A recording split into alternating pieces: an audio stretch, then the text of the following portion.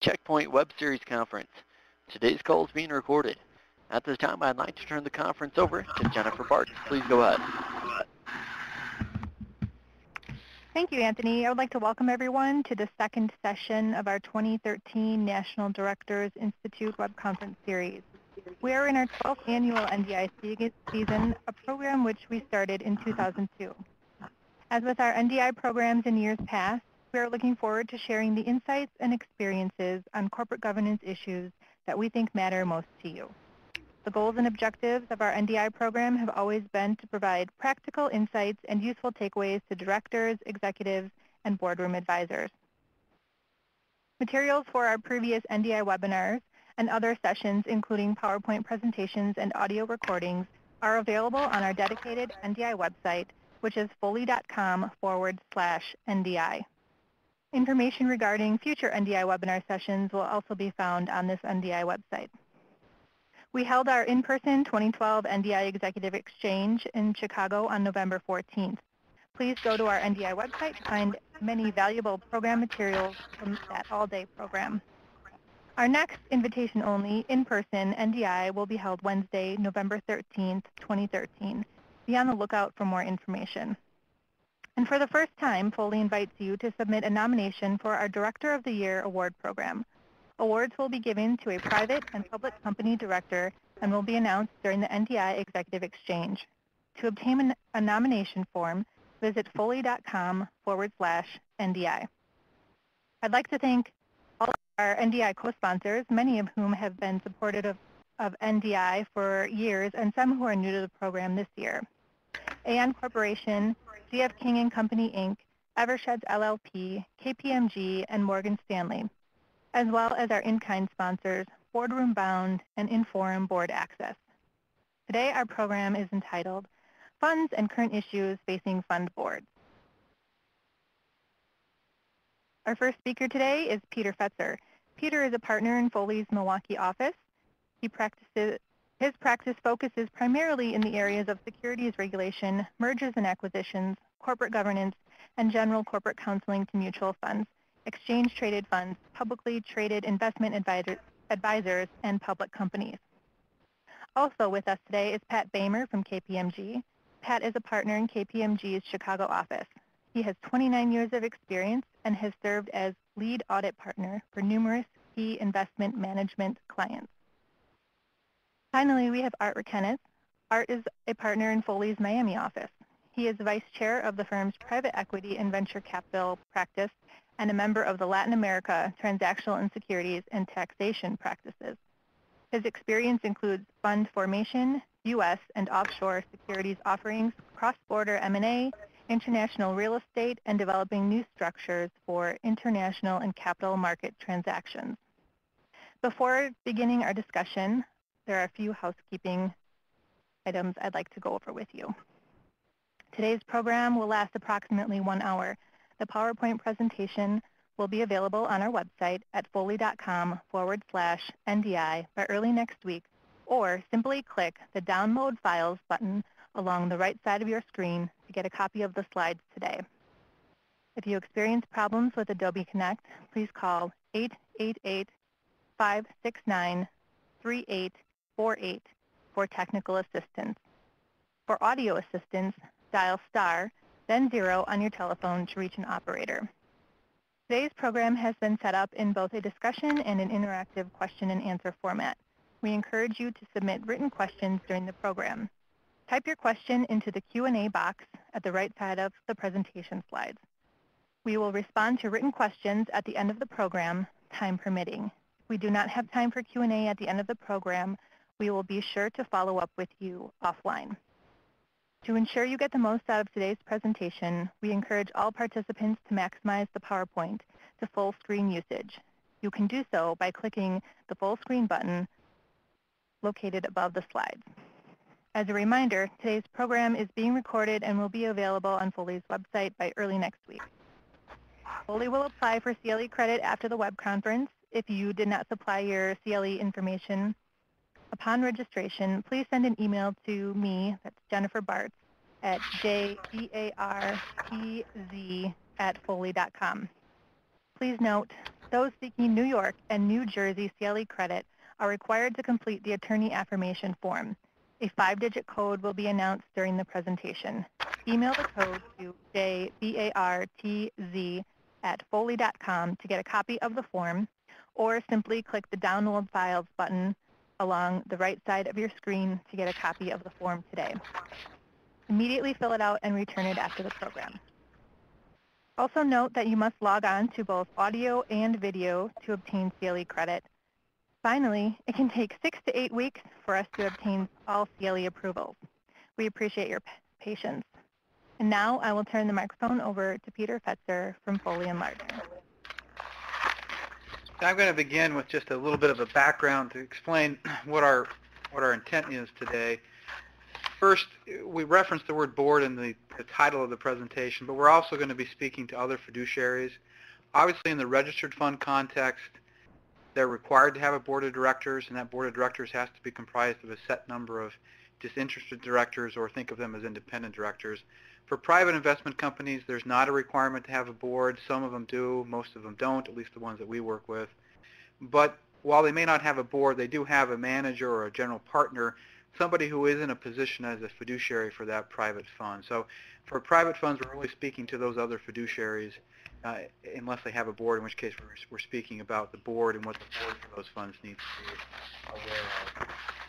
The other thing I wanted to note up front is part of the reason for doing this presentation is just a general tone that we've sensed as we've been going through SEC examinations this year.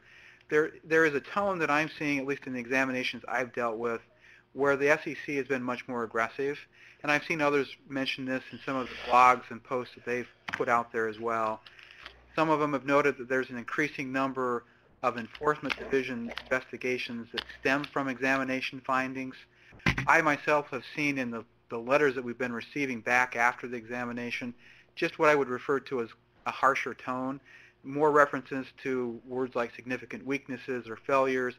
I've also sensed in those examinations more of a willingness on the part of the SEC examiner to actually look over the shoulder of the board of directors or other fiduciaries and to delve into some of the minutes, to delve into some of the decisions that have been made. And if they're finding a lack of documentary evidence that the board or fiduciary has been careful in its examination of various issues and consideration of various issues, they're noting that in their examination letters. I contrast that to my experience last year and the years prior to that, where really the focus seemed to be at the time, we're going to come in, we're going to look at things, this is a cooperative process, and I think it still is overall a cooperative process, but we're not going to look to ding you for things, so to speak. We're going to look to find areas where you need some improvement, and we're going to help make sure you get improvement and that things are generally an upward positive trend. So I think there is just a general tone that's a little bit changed. I think it still is designed to be a cooperative process when they come in for the examination, but they are more willing to look at things, to delve into things a little more deeply. So we wanted to go through some of the areas that we've noted as sort of highlights, as main areas of concern for the SEC, both for registered funds and for private funds. So with that, we'll move into our first topic, which is oversight of valuation.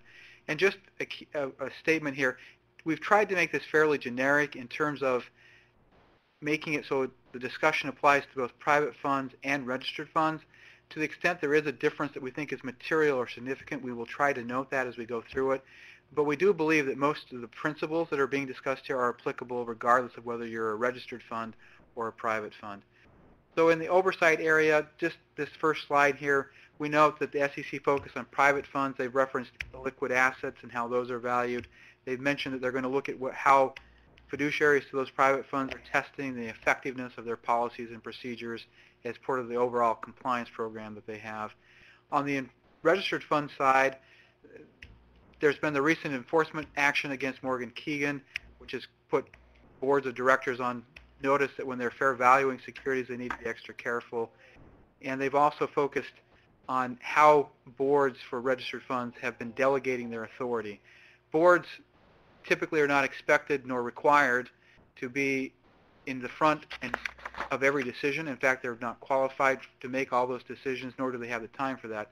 So they're allowed to assign responsibility for decision-making processes to people like the investment advisor, other outside vendors. What the SEC is saying is that's fine, we understand that, but as a board or a fiduciary, you need to be careful when you've gone to a service provider or someone else and you're going to rely on them, that you continue to follow up on them, make sure they're doing what they're supposed to be doing. So with that said, as sort of a lead-in, I'm going to turn the time over to Pat to go through the next few slides. Thanks, Peter. And I'll just reiterate and add on to what Peter had said about the spectrum of investment organizations that this may apply to. I mean, in addition to the governance being, board of directors in the case of mutual funds and general partners in the case of partnerships and so forth, we all understand that their investment entities have a wide variety of investment vehicles. So there's not necessarily one model that fits for everybody. You may have mutual fund complexes that have thousands of securities across all types of asset classes, and you'll also have, or you may have a small private equity fund that has a handful of investments. So, depending on the nature, size, and so forth, will obviously influence the oversight procedures that the fiduciaries employ. And again, following up on Peter's comment regarding the responsibilities, correct that the expectation is not that the board is necessarily reviewing and determining how to value every single security and so forth, but really the emphasis is on the oversight of the process, and that in turn, in the case of the management of these entities, brings into certain responsibilities in terms of reporting and so forth to make those fiduciaries' jobs more easy. One of the key things that we see is, an ongoing process to continually review the fund pricing policies and procedures on a regular basis. And as I mentioned previously, things will be different depending on the nature of the investments that you have, the size, and so forth, but things will also change. I mean, for example, you may be a private equity fund, and up to this point, you've just invested in typical operating companies and so forth. If you move to a venture investment, that will impact how you value securities, for example. Similarly, if you're a mutual fund organization and have focused primarily on domestic markets, there could be unique implications when you move into the international markets. So pricing policies by their nature are evolving.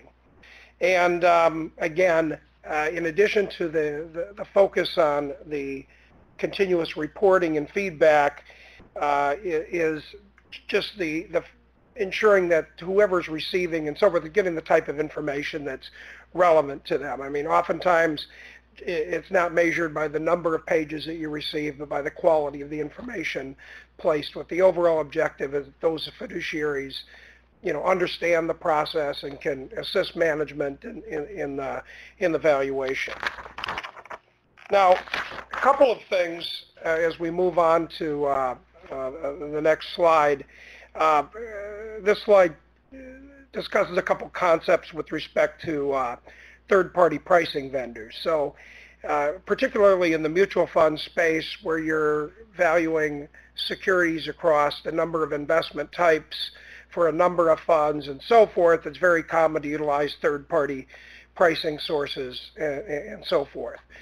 And what we've seen, and recently the SEC even made some public comments on this, is the requirement that rather than just taking third-party pricing at its face, there is a certain amount of due diligence requirements that should be employed. And what I've typically seen for my clients involve things such as regular communication or visits to the pricing services, and particularly drilling down on the types of securities. I mean, there may be certain services that have more expertise in a certain asset class than others, and that should all be part of the ongoing due diligence process. Again, it's not just enough that just because it's an outside party that you can take that without further review and so forth. And I think what we've seen is with the third-party pricing services. They've become a lot more receptive in many cases, knowing these expectations, not just of management, but people like us who are independent auditors and others that are wanting to see more about the pricing service operations. So you're starting to see more third-party control reports and other information that these services are providing. So it should be built into the overall monitoring process. In addition, there is no one-size-fits-all, and we've listed a few examples here of monitoring activities that we've seen employed for companies. I mean, things such as back testing sales transactions and price challenge process. And this is really relevant when you're talking particularly with pricing services where you may have pricing challenges or processes where you're monitoring what's going on in the market, and there's a mechanism to calibrate the pricing service if there is information that the manager is aware of that the pricing service may not be, and how that process works and takes place is important in the overall the monitoring process.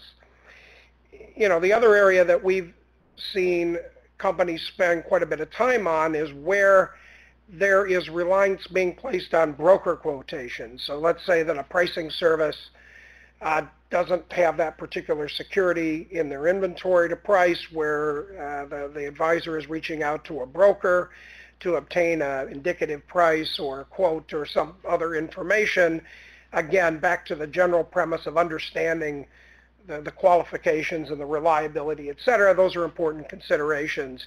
And typically we suggest if there is a large percentage of the portfolio that is subject to the broker pricing, that obviously increases the focus in that area. Now, of course, when you move into manually priced securities, there can be a lot of different facts and circumstances, but that's probably even more important an area to have some monitoring feedback in terms of, the frequency of the calculations, methodologies employed, or using an earnings multiple, discounted cash flow, how is the pricing being derived, and then what are the reasonableness of the inputs, and what is the source of those inputs and their reliability. Again, this is getting more towards those, pure manually priced fair valued securities that you might see in a private equity fund or maybe on an exception basis in a mutual fund.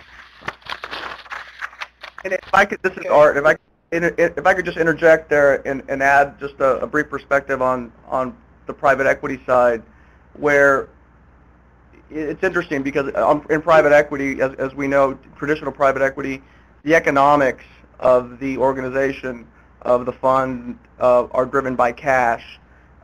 So to some degree, there is a lesser risk of abuse because it's cash events that drive the economics and it's not the value. But nevertheless, valuation remains important. And from a best practices perspective, what we tend to see, across different types of private equity funds, whether it be buyout, mezzanine, real estate, venture, are a couple of things. One is have a defined process and methodology, which we've touched upon, and two, ensure consistency in application of that, and then three, which is perhaps one of the larger ones for private funds, is disclosure of valuation, and then having a system in place to monitor and to review related transactions or transactions where potential conflict exists. And that often seems to be the area of the focus we see in private funds. Yeah, thank you. Yeah, I think sometimes these things come to the forefront more quickly in the registered fund context simply because they're public and they're heavily monitored and looked at. I just quickly, these last few slides on valuation, I wanted to touch on a couple things, which are just, when the Morgan Keegan enforcement action came out, a lot of the boards for registered funds really were shaken by that. They thought, well, what does this mean for us? Are we all in trouble? Do we have to do the fair valuation ourselves? I think the answer to that is no. I don't think boards are expected to do that. Morgan Keegan, like other enforcement actions and cases, is a situation of some really bad facts. And there were some things going on at those funds, if the SEC statements are to be believed, that should have put those directors on a heightened alert, and they should have been extra careful, and apparently were not. But the other thing that I tell boards is nothing is really new. I mean, if you go back and you look at the history of enforcement actions and cases that have been brought in the valuation areas, it becomes very clear that a lot of this stuff just kind of gets recycled. And usually those enforcement actions and cases are driven not, I think, by an intent to do anything intentionally wrong, but just by kind of getting lazy. And so I think the lesson for fiduciaries, whether it's a board of directors or the manager of a private fund, is to always stay careful, always stay alert. Don't assume that just because it's always worked in the past, then it's going to work this time with respect to this security in terms of how you're valuing it. So the next few slides, I'll just touch on them briefly, just highlighting some things that came out of some enforcement actions. So the first slide here, this was a situation where they overlooked that prices were no longer reliable. And if you look at the enforcement action, the fiduciaries were actually aware that prices had been deteriorating and that credit quality was not what it had been, but they took no action to say, is the valuation we're receiving accurate? The second one on this slide was a situation where the valuation methodologies were not consistent with SEC guidance. Again, they should have been aware of that. This was a situation where there was a illiquid security. It wasn't really trading, and yet they were valuing that security as if it were trading on an exchange on a regular basis. SEC has been pretty consistent in saying that if a security is not trading on an exchange, you need to be looking at that and not treating it the same way you would an actively exchanged security.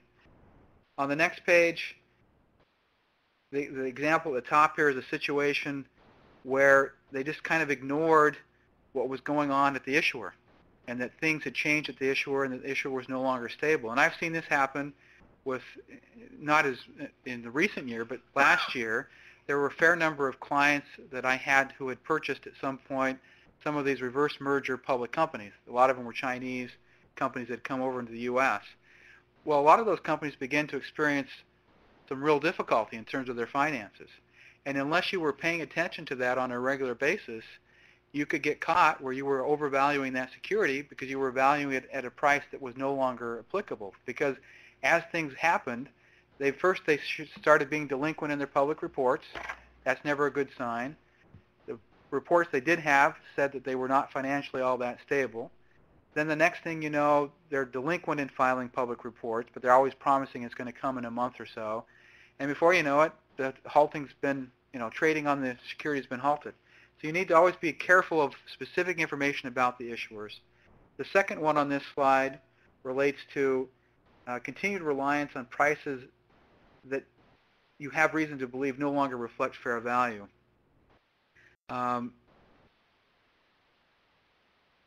This was a situation where they actually had reason to believe that the vendor's prices, so this is a third-party vendor, were no longer accurate, and yet they continued to rely on them. So that goes back to Pat's comment that you do need to be doing due diligence with respect to your third-party pricing vendors. I mean, you need to be aware of whether the prices they're coming up with are valid and should be relied on. And then on this last slide, this was a situation where basically there just wasn't follow-up. And I've seen this happen with boards before, where they come in, they're discussing a security that's being fair valued, they ask for some additional information to be provided, but then nobody's careful to make sure that information is actually received in follow-up. And given the current SEC tone in terms of examinations, this is one where you'll get caught, because the SEC will overlook the shoulders of the board and pay attention to what's requested in board minutes, and then whether or not there's evidence in the succeeding board meetings to show that those requests were met and information was provided. A couple other just quick things I wanted to touch on here is just by way of example. Sometimes, and this goes again to one of the items that Pat mentioned, these really are evolving documents. They can't stay static. And so we had a situation for a couple clients where they said that if a security didn't trade on an exchange in a given day, that they would value the security at the current closing bid and ask price. The problem was that during the market downturn, it was not uncommon to have a very large spread between those two. And it was such a large spread that it really didn't make sense to continue to value it at the mean. And so we had to go back and look at our pricing policies, and we had actually kind of hard-coded in there that it would always be the mean, and so we had to go through to the board and say, we're going to change this so that if the investment advisor or whoever's valuing the security believes that the spread is too large, so that it no longer reflects fair value, that it doesn't have to be at the mean. So that's just an example of how these things do evolve over time. You just need to be ready to look at them, evaluate them, and make changes as needed. The other thing I wanted to highlight just as something to be aware of, sometimes, especially in the registered fund world, there are agreements where valuation matters. For example, line of credit agreements. The valuation policies and procedures that the fund uses presumably should be consistent with the valuation that's going to be used in those agreements. So in a registered fund world context, if you have a line of credit agreement, there's a cap on how much they can lend under that. And it's usually tied to the net asset value. Well, in one instance that I dealt with, the bank had actually changed the way that net asset value was to be calculated for that line of credit agreement that didn't line up with the way the fund was fair valuing for its net asset value calculation. The end result was when they finally needed a line of credit agreement to meet some redemption requests, they didn't have as much availability as they thought because the bank was saying, no, this is how we calculate what's going to be available. So remember consistency among your agreements out there that relate to net asset value. With that, we'll move on to the next section here, which is conflict of interest or conflicts of interest. Again, this first slide, we're just highlighting some of the things that the SEC has said recently they plan to focus on. In the private fund context, they're interested in how compensation arrangements are being disclosed. They're interested in allocation of investment opportunities. And then I've thrown in custody here. Custody maybe is a little bit of a stretch sometimes because custody is not always a conflict of interest situation, but it can be, especially if you have an affiliate who's providing custody. On the registered fund side, again, custody has been a big issue, but also there's been clearly some situations that have arisen where the SEC continues to be interested if you have affiliates providing services to the fund to make sure that the funds are not being disadvantaged by that. So this first slide here just relates to compensation arrangements. Just to give you a quick example of an enforcement action that came up in this context, there was an SEC order that related to a fund that was being sold. This was a private fund. It was being sold to existing clients of the manager of the fund. And the manager of that fund did not disclose to those existing clients who were not fund investors that they received an advisor fee for managing the fund that they were putting them into. That's the type of compensation arrangement that you need to make sure is very clear in your disclosure documents, in your fund marketing material, and your fund offering documents. There are other situations where compensation arrangements can create problems. Quite often it relates to affiliated entities, making clear you won't expressly state how they are compensated. It can also relate when you are allegedly providing payments to third parties, but in reality the funding is actually not going to those third parties. You're getting some kind of a kickback or some kind of a side letter arrangement where you're also getting money out of that. Art or Pat, do you have any comments? Oh yeah, on the expense arrangements, certainly being able to show that when you have a contract and you're paying for a service that there's value being received and it's market price compensation is a strong fact pattern. And again, there have been a couple of cases where looking at some arrangements, when you looked and saw what the value of what was being received back, and maybe it was from an affiliate, it didn't quite add up. And I think anytime you have affiliates or areas where conflicts of interest, where there's fund expenses happening, should be extra attention that those are being done, not only in accordance with the agreements, but there is economic substance. Yeah. The next slide, the area of focus here is allocation of investment opportunities. If you look at old enforcement actions, generally the concern there is often cherry picking, which is you cherry pick trades. So you have a proprietary account, and then you have client accounts, and you take the portfolio trades that are favorable and you put those in your proprietary account, and you take those that are unprofitable trades and you put them in the client accounts. That's sort of your garden variety allocation issues. But there are other allocation issues, and the ones that I see most often are ones that relate to managers of funds who are doing new things. They're doing new business, whether that's new types of products, new funds. Maybe they create a broker-dealer, so now they're going to be using that broker-dealer for some of their trades. That's where these allocation issues come up. So I have seen situations where you have one fund that has a higher fee, and so the question is, are you putting more of the good investments in that fund versus the fund that doesn't have a performance fee? You just need to be very careful when you're allocating that you do it in a manner that makes sure it's done fair and equitably, because if it's not fair and equitable, you're going to be in trouble. Now that said, for example, in the private fund space, sometimes you will expressly state in your offering documents that you're going to give preference to one of the funds that you manage. If you state that up front, and it's very clear to everyone that this fund gets preference for these types of trades, whether it's IPOs or other types of securities, you can do that, but again, it has to be very clearly disclosed to everyone. So when the SEC comes in to look in this area, they're going to look at how you've disclosed allocations. You should have a fairly concise and understandable description in your offering documents of how you make allocations if this is an issue for your fund. And they're going to look at that disclosure. They're going to look at existing policies and procedures related to how you allocate. And then, very, very important, they're going to look to make sure that what you say in your policies and procedures and what you say in your disclosure lines up with what you actually do in practice. And so what that means for fiduciaries is you need to have a way of testing to make sure that your written policies and procedures and your disclosure are actually being followed, and that your allocation is actually being done as you say it's going to be done. So on conflicts of interest for allocation, I don't know if Pat or Art, you have anything?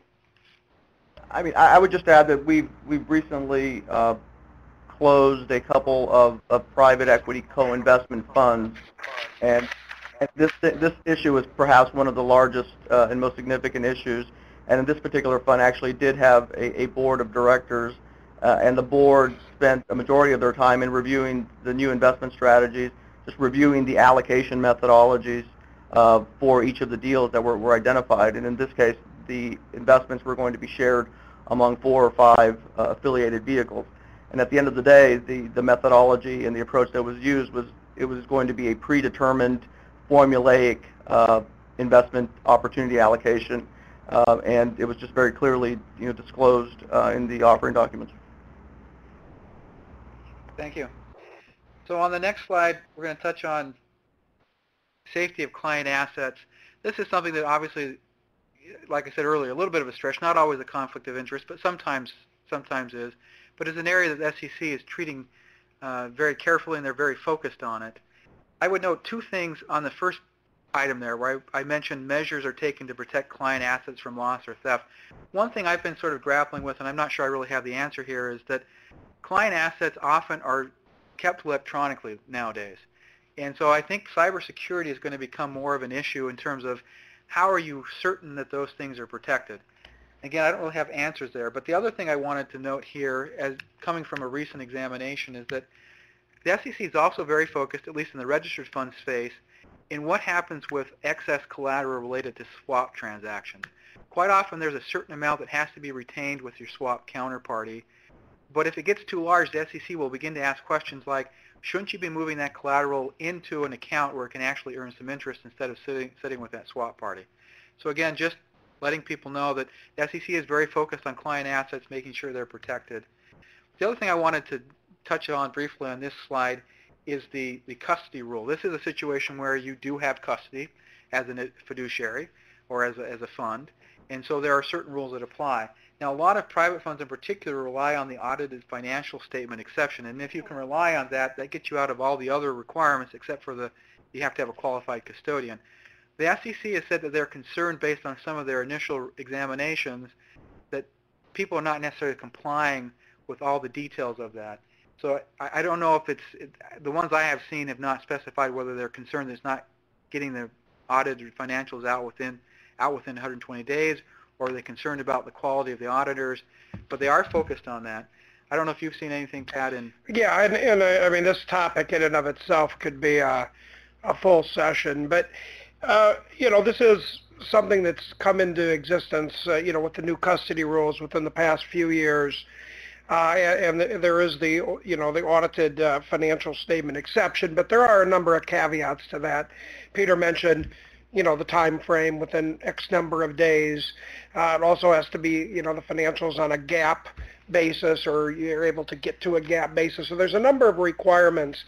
And I think maybe the key thing is, just because you have an audit, it does not necessarily mean that it meets the exception, and you should, make sure that it does. There's things such as independence of the auditor. They have to be independent under the SEC rules, not under the private company rules, even though the fund itself is a private fund. So just some attention there that I think is part of the process when this new rule came into place, and there was this exception that now people are, and I'm sure the SEC are finding situations where things are not technically complied with, and probably more than they expected. So just an area to just keep focus on. And if you can't meet the exception, the other thing that they've mentioned that they will focus on surprise exams, and I don't know if you've had any experience with the surprise exams that you think would be useful. No, it's just usually most companies have found it more efficient to rely on the audited exception. The surprise exams get a little more cumbersome, but that may be the only option in certain cases. So. And then the final thing on this slide is just the other thing that I've seen coming out of some SEC exams is a bit of a concern that some of the advisors out there that are running, in particular, private funds are not as careful as they should be in determining whether or not they actually do have custody of client assets. And so I just thought I would highlight the 3 areas where you can get caught up. Any arrangement, including a power of attorney, that allows you to withdraw funds, including deducting advisory fees, that's considered custody of client assets. Second one is whether you receive or have possession of client funds at any time. That would result in having custody of client assets. And then the third one is legal ownership or access to client funds or securities. And there can be a lot of nuances around these three items. You need to be very careful. What I have typically counseled clients is, if there's really a question, we tend to err on the side of being conservative and saying, okay, we think it's going to be, custody of client assets, and now you need to comply with these rules. So be very careful when you look at it. And if you're trying to be cute or funny about it, I would counsel against that. I think you just need to take a conservative line here. The next slide here, I just wanted to touch on a recent lawsuit that was brought, just because I think it highlights, again, that you need to be very careful whenever you have an affiliated transaction, particularly for registered funds. This was a situation where they were engaging in securities lending. The affiliate was the one that was the securities lending agent, and the split here was a 60-40. Now, in looking at funds, and some others have done some more detailed analysis on that, that is very favorable. 40% split to securities lending agent is very favorable compared to most situations. Usually it's more in the 20% range. So the fact that this was affiliate should have put that fiduciary, that board of directors, on alert that they should have been aware of that and should have been careful. Going to the next slide here, again, this just serves as a good reminder that potential conflict of interest transactions need to be approached with great care. And it makes it very clear that fiduciaries, board of directors, need to always be vigilant when you have affiliates who are part of your fund process. Whether you're a private fund or a registered fund, if you have affiliates who are acting as broker-dealers, or acting as custodians, or acting as anything involved in the operation of that fund, you need to be aware and make sure that those arrangements are fully understood, fully disclosed, and that the proper safeguards are taken to ensure that they're overseen and watched. And that leads to the last bullet point on that page, which is just ensuring that you have processes in place to identify potential conflicts on an ongoing basis. As I mentioned earlier, quite often things change. Managers of funds grow, they become larger, they move into different businesses, they sometimes acquire businesses, broker-dealers or others, and so things change. You need to always be aware as it changes and make appropriate adjustments. Move to the next one, which is on disclosure to investors. And the first page here is really just to highlight some areas of focus: marketing and performance for private funds. And we've assumed here for this presentation that we're not going to try to address lifting the ban on general solicitation. So we've assumed that general solicitation is still around, but that is a focus, and that is something that hopefully comes about. Consistency and transparency apply to both registered and private funds. On the registered fund side, we've seen a lot of risk disclosure focus, making sure that you've got all the principal risks disclosed, and also a continued focus on derivatives. This isn't new, but it is a continued focus. The SEC is very interested in making sure that investors understand how derivatives are being used, particularly if you're going to retail investors. It's a big concern of theirs. So going to the next slide, marketing and performance. You know, where this usually comes up, and the biggest things I usually encounter are questions around, can we use past performance for similar products, and can we use hypothetical performance? The short answer is usually yes, at least to some degree, but if you can, there's always going to be a great deal of disclaimer language involved, and you're going to have to make it very clear to investors how either the past performance isn't necessarily indicative of what this new product's going to do, or if it's hypothetical performance, that hypothetical performance is really not safe to rely on as a predictor of actual performance. But those are two big areas where I often see it comes up. On the other point here, which is consistency and transparency, where I often see that become an issue is in the offering memorandum versus marketing materials. Now, I think it's important for everyone to note that offering materials are used to do two things. They're used as a disclosure document, which means you need to make sure you get it right because the disclosure document is subject to the anti-fraud rules. They're also obviously used to generate interest in the fund. And so you got those two things going on, and sometimes they're a little bit at odds. What I've sensed sometimes with some of my clients is some of their folks, particularly in the marketing department, believe that if it's not a offering memorandum or private placement memorandum or a prospectus, it's what they view as marketing material, that they kind of have free rein. And the truth is that marketing material is subject to the same anti-fraud rules as your offering memorandum and as your prospectus. And so you need to be very careful about what goes in there. In particular, I've noticed sometimes when we've gone in and looked at this that there's sometimes inconsistencies. And I think those inconsistencies are driven by a desire to kind of market, which is what you're trying to do, and losing sight of the fact that you still need to be careful and remember that this is also a disclosure document. And so Pat or Art, do you have anything?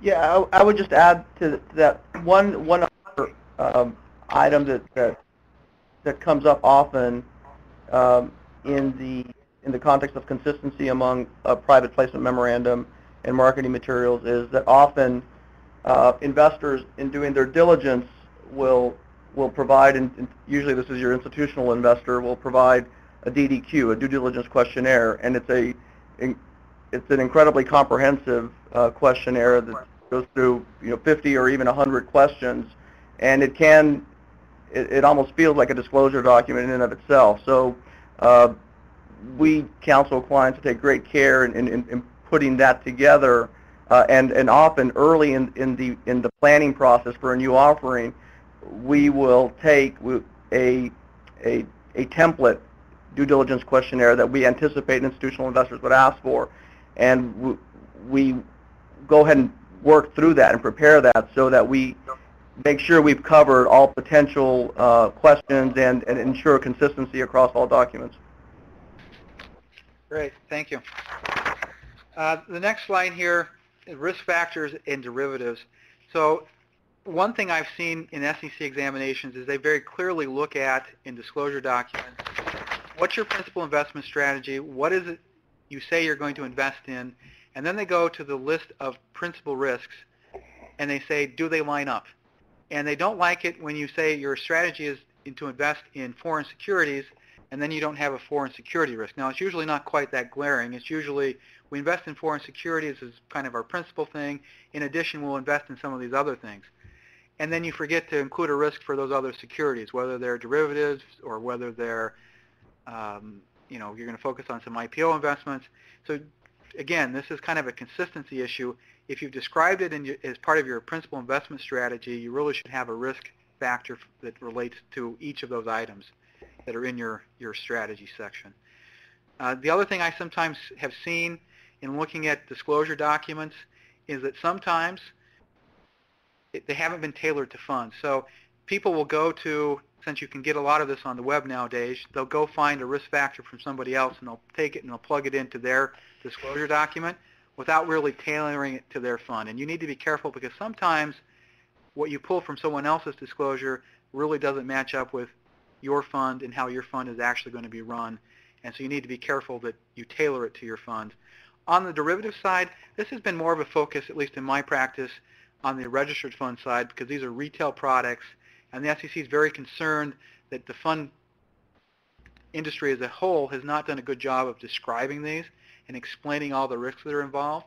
But I was interested in a recent situation with a private fund client where I went to their documents where they were involved in a lot of derivative transactions and kind of read through what they had done in terms of describing how they used them and describing the risks involved, and they really weren't that great. And I was a little surprised. I would have thought they would have done a better job of making sure their investors understood how they used derivative transactions and making sure their investors understood the risks involved with that. So I don't think it's limited to private or registered funds. I think it also is something that private funds should be aware of and should be focused on. Again, Art or Pat, if you have anything. Yeah, I'll just add that for those that are involved with the financial statements, you know, there are a number of specific derivative disclosure requirements. And again, similar to what Peter was describing, sometimes you tend to see things that are described more generically. You know, swaps are used to affect, you know, some very generic as opposed to, you know, more specific to the strategies. And, you know, I understand that's a balancing act. But again, I think where derivatives have a significant impact on fund performance, the disclosures should match that. And I think you're seeing that not just in prospectus type documents, but also you're probably seeing comments from your auditors or others on your financial statements. Yeah, and I would just highlight that the SEC believes that they should be more specific and tailored to funds. So they clearly come down on the side of if derivative transactions, derivative securities are a key part of your investment strategy, you need to make sure your investors understand how you use that particular fund and understand the risks for that particular fund of those derivatives and derivative transactions. We're running low on time here, so we'll go through the last slides fairly quickly. The next area was oversight of distribution and financial intermediaries. Here is where registered funds kind of differ from private funds in terms of what the focus has been. If you look at the private fund focus, marketing materials continue to be a big area. The hope is obviously that general solicitation goes away and that private funds can market a little more broadly to accredited investors.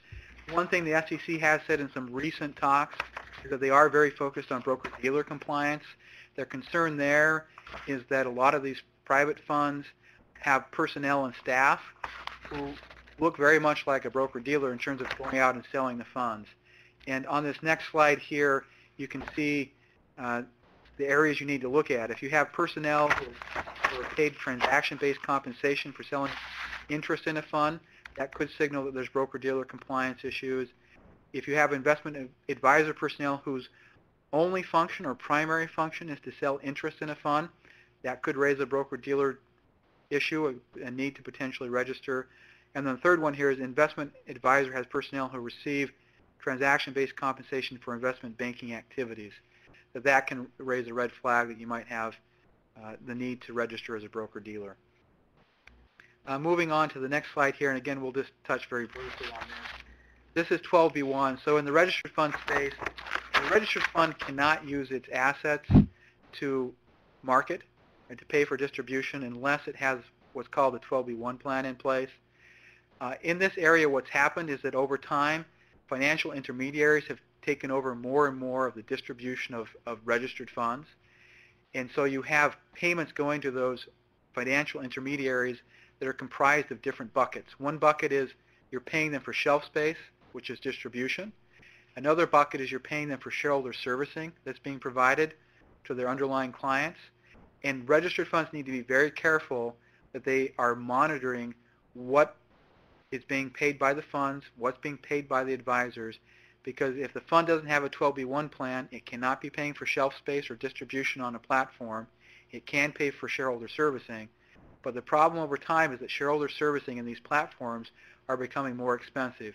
And so the board needs to be very careful in assessing shareholder servicing fees, that those fees are fair and reasonable, and that they're not actually what the SEC refers to as payments in guise. In other words, payments in disguise for distribution.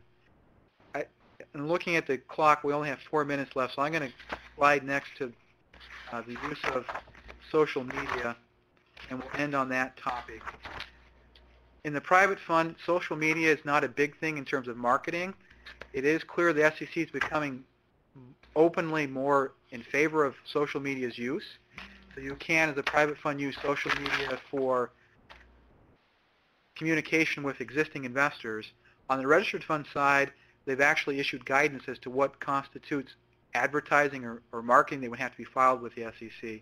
I think what I would end on, at least as far as my notes on social media, is I wouldn't be scared off by social media. I do think that my clients are very conservative in approaching it, and I think that's a good thing. But clearly the SEC is saying social media is much like websites. And so we're not going to say that they're prohibited. You're just going to have to be careful as you use it, that it's used consistently and that you have policies and procedures in place. And that's probably the biggest thing with my clients is a lot of them have not looked at that policy and procedure in a long time, or simply don't have one that's very well spelled out. So now is a good time to go back and look at those policies and procedures and make sure that they address social media.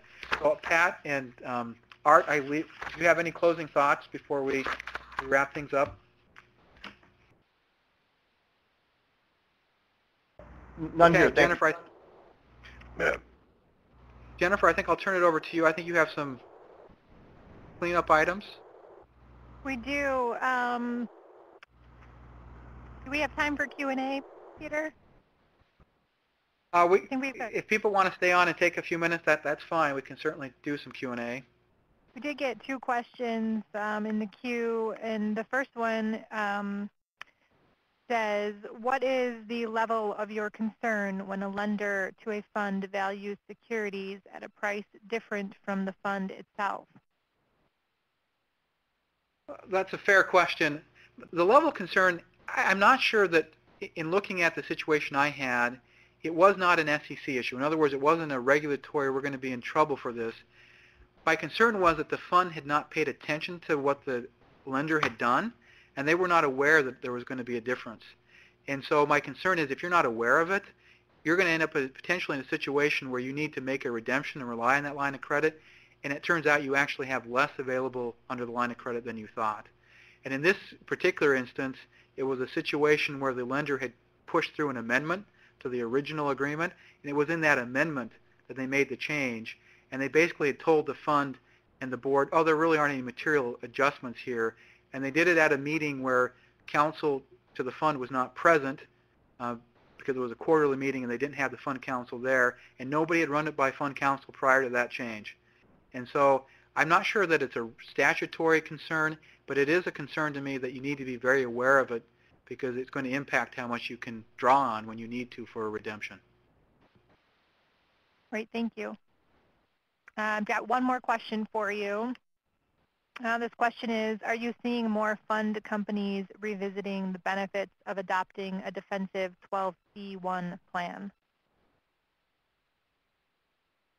You know, I think it's probably a little too early to tell on that. I've seen a lot of them considering it, a lot more than I used to in the past. So I do think that may be a trend that we could see. All right, excellent. I think that wraps up our questions. If there's any questions that come in that we did not get to, we'll make sure to follow up with those individuals offline. At this time, I'd like to thank all of our panelists for their excellent insights regarding funds and the current issues facing fund boards. The contact information for the panelists is on the slide deck if you would like to contact any of them. And the PowerPoint and recording will be available on our NDI website within 24 to 48 hours. Please mark your calendar for upcoming sessions of our 2013 NDI Checkpoint Web Conference Series. The dates are August 21st and December 4th. And don't forget, those seeking New York and New Jersey CLE credit are required to complete an attorney affirmation form by contacting Jennifer Bartz at jbartz@foley.com. We hope you've enjoyed today's presentation and ask that you please take 30 seconds participate in our brief online survey at the conclusion of this call. These surveys are very helpful to us in ensuring that our NDI programs are providing you with practical advice and recommendations, developing ideas for future NDI topics. Thank you again for attending our NDI, and we'll talk to you next